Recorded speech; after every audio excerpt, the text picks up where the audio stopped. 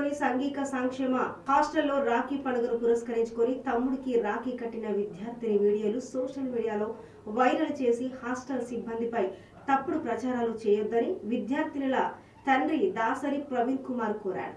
మంచిర్యాల జిల్లా మందమరి మండలం రామకృష్ణాపురం ఏరియాలోని సాంఘిక సంక్షేమ శాఖలో తన కూతుళ్లు ఇద్దరు చదువుతున్నారని, నిన్న రాఖీ పండుగ పురస్కరించుకొని తన కుమారుణ్ణి తీసుకొని హాస్టల్ కు వచ్చారని తెలిపారు. ఇక అదే సమయంకి లేకపోవడం, మా అన్న ఆరోగ్యం బాగా లేకపోవడంతో తొందరపాటుగా కిటికీ నుండి తన కూతుళ్ల ద్వారా కుమారుడికి రాఖీ కట్టించాలని తెలిపారు.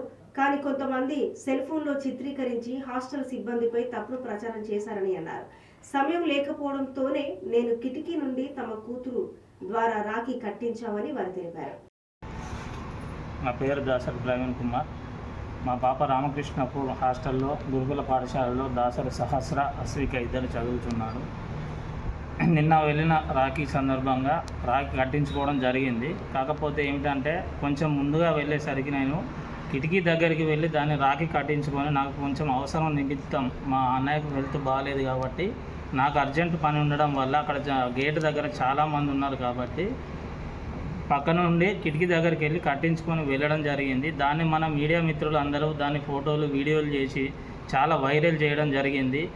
దీనికి హాస్టల్ సిబ్బందికి మాత్రం ఎటువంటి సంబంధం లేదు అని చెప్పి నేను ఈ మీడియా ద్వారా తెలియజేస్తున్నాను.